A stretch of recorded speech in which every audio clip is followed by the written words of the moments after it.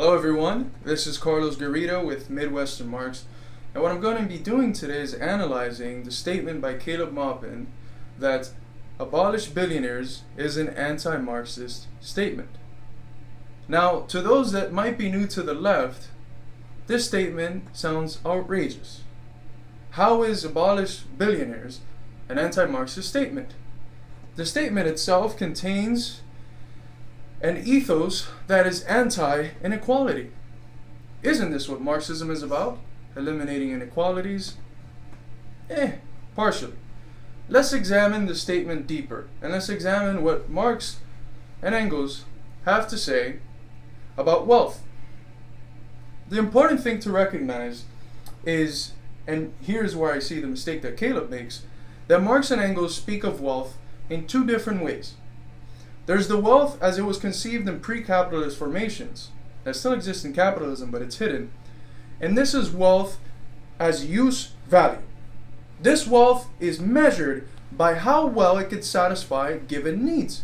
And Marx even goes on to say that needs are a result of the form of life or of the specific epoch. Once you satisfy the needs good enough, more needs arise, and that's why there's the necessity of wealth growth. And that's why epochs move according, each new epoch presents a new way of creating more wealth. So, in pre-capitalist formations, this concept of wealth, which is tied to need, is also tied to something else. It's tied to a specific relationship between what can be called subject and object, which in reality what it means is that it's tied to a relationship between the producer and the product that is produced.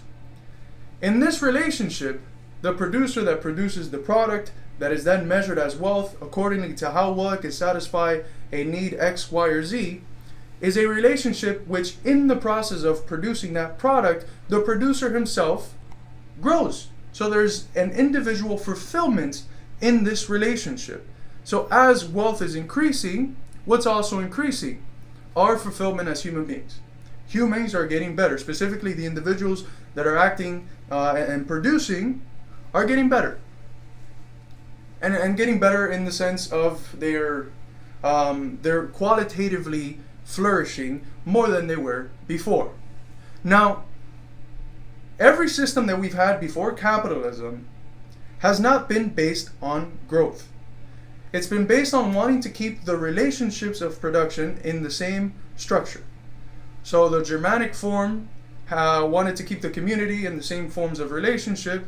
The ancient tribal form wanted to do the same thing. The Asiatic mode of production wanted to do the same thing. The feudal and slave mode of production want to do the same thing. Capitalism is special because it centers growth at the middle of the ethos of the system. And in this part, it is partially good because it bases growth as the central point of the system. Capitalism has to grow. And this is already in the seeds of the earliest stage of capitalism or mercantilism, right? And thus we can talk about the different stages of capitalism, which we can't really do with feudalism. We can talk about mercantilism, which I just mentioned. We can talk about small industry capitalism, where there's beginning to be companies. We can talk about big industrial capitalism, monopolies, when monopolies go abroad. We can talk about international monopolies. We can talk about imperialism. Why? Because the system is based on growth. And it is a system that develops according to better ways of being able to grow. Where's the problem then? That it bases growth not in this traditional conception of growth as use value, a growth that is tied to individual flourishing, and a growth that is tied to how well this object is going to be considered as wealth according to how well it satisfies a given need. This isn't what capitalist growth is about. Capitalist growth is about profit. It's about exchange value. It's not about qualitative growth, it's about quantitative growth. So it is fundamentally a completely different condition of growth. The paradox is that this condition of growth is dependent on the real condition of growth, which is a qualitative one. You treat exchange value as value, but the reality is that without use value, there can be no exchange value. So here's part of the problem of capitalism, that it centers growth, which is in part good. It's what moves human history through the class struggle, the ability to grow and to accumulate wealth, because accumulation of wealth means human flourishing. But in capitalism, accumulation of wealth, since it's centered around money, so wealth is represented in the form of money. This is from the Rundries. In capitalism, we have a limitation. In the same way that in other systems we had limitations because the structure wanted to maintain in the same way and it didn't want to grow past a certain limitation, and thus you have that quantity to quality leap which forces a new system. Capitalism bases growth on profit, and that is precisely its limitation, because growth is not tied to human flourishing, and thus the GDP can go up all at once, but yet working class people all across the United States don't feel any change in their life. There's no difference. They go to work and they still feel like a cog in the machine. They're alienated from the process of production, the product, they're alienated from the person next to them, and from their species being overall, if we want to use the jargon from the early Marx.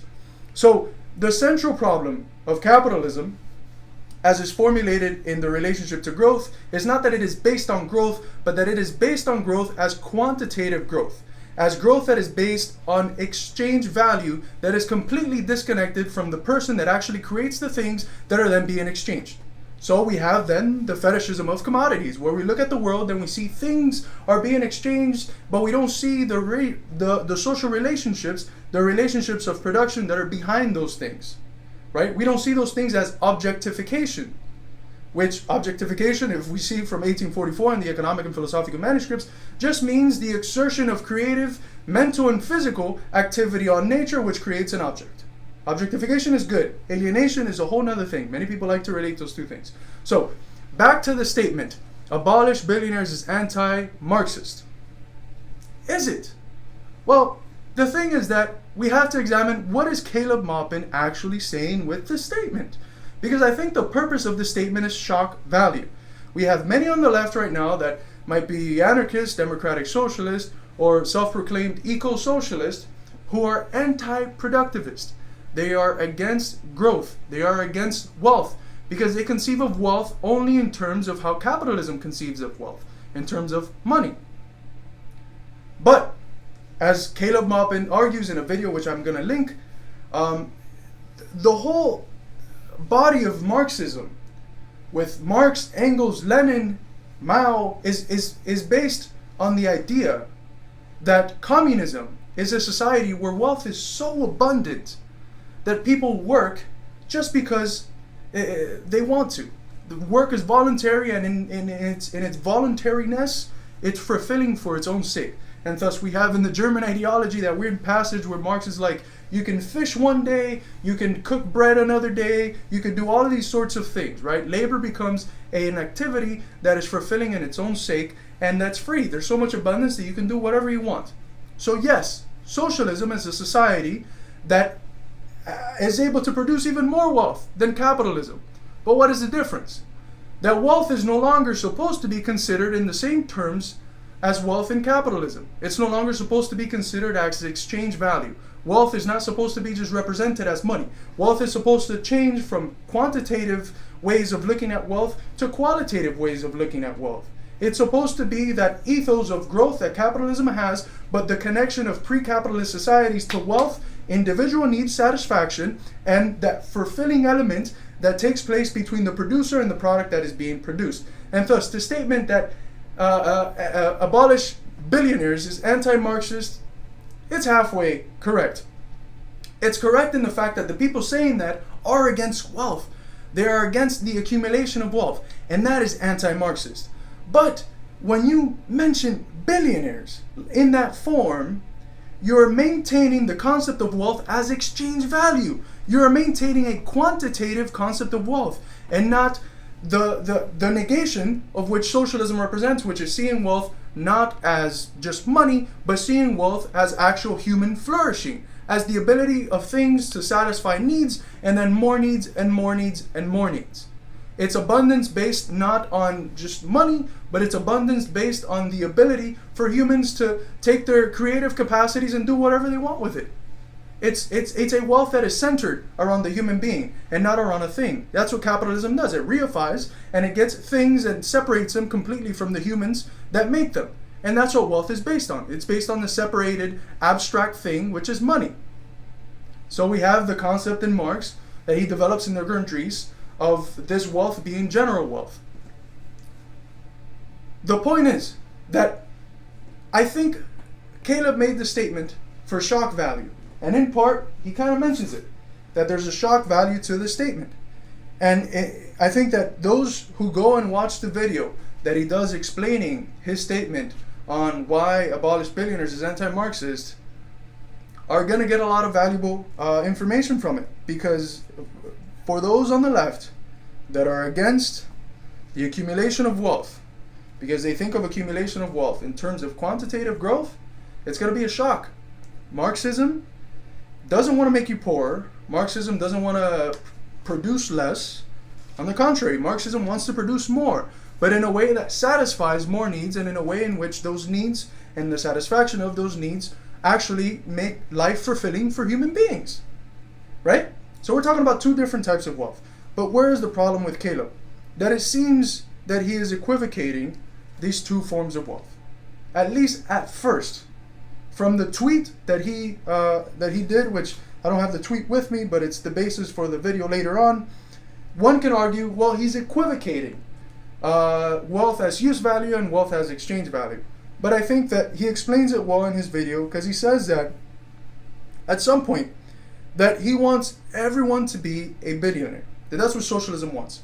But what does he mean by everyone to be a billionaire? He says everyone should have the comfort of billionaires now. So when you take and you say, I want everyone to be a billionaire, you're making a quantitative statement. You're within the rungs of wealth as it is spoken of in capitalism, in terms of money. Wealth as represented in the form of money. That is directly from the Grundrisse. But when you speak of wealth as everyone having the comfort that billionaires have now you're making a qualitative statement. And that's the statement that is correct. So, in a sense, abolish billionaires is an irrelevant statement to Marxism, because it's still dwelling within this concept of wealth that is historically specific to capitalism and which socialism surpasses. But when he presents it, as he did in his video, which I hope you all go watch it, it's linked in the description. When he presents billionaires and this abolish, when he presents everyone wanting to be billionaires as everyone having the comfort that billionaires have now, and even more comfort, that is a Marxist statement, because that's based on a qualitative abundance of wealth. And wealth, again, is connected to human flourishing and to the ability to meet certain needs. And of course, Marx goes on to say that when certain needs are met, new needs arise, and thus that's a whole dialectical progression. But in essence, is Abolish Billionaires anti-Marxist? Well, the way I would have responded to this is that it's neither Marxist nor anti-Marxist, because it's still dwelling with a concept of wealth that is specifically grounded in the form of life of capitalism. And that's what Marx does. Marx doesn't say, you know what, Smith, you're an idiot. You know what, Ricardo, you're an idiot. You know what, Proudhon, you're an idiot. No, Marx doesn't just say these people are wrong. He explains how it is that they get to their conclusions. He centers them in the form of life, in the epoch, in the relations that determine what they say. And of course, remember that determinism in Marx's lingo is not Aristotelian determinism of causal determination. Determination in Marxism means presuppositions. What is presupposed by this concept of wealth, and what is presupposed by a concept of wealth that is based on quantitative accumulation, on wealth represented as the form of money, is capitalist relations. So what we have to make specific is that yes, socialism is going to create even more abundance than capitalism. It's going to create even more wealth. And it's higher stage communism even more than that, to the point where work is only going to be voluntary. From each according to their abilities, to each according to their needs. That's straight from the Gotha program. So, what is it we have to do? Ground the concept of wealth in its capitalist form of life, in its capitalist epoch, which is how this form of wealth arises. Wealth as exchange value wasn't the concept of wealth before capitalism. It existed, especially in the Roman society, but it wasn't the concept of wealth. So the way to answer this question is by grounding this form of wealth in its historical specific form of life, and then realizing that because of its specificity, the next epoch, socialism, is going to solve that contradiction, which takes that ethos of growth but doesn't base it on things. It bases it on people. We want more growth, but not growth that's based on profit. We want growth that's based on human flourishing. Thank you for watching this video. This is Carlos Garrido signing out.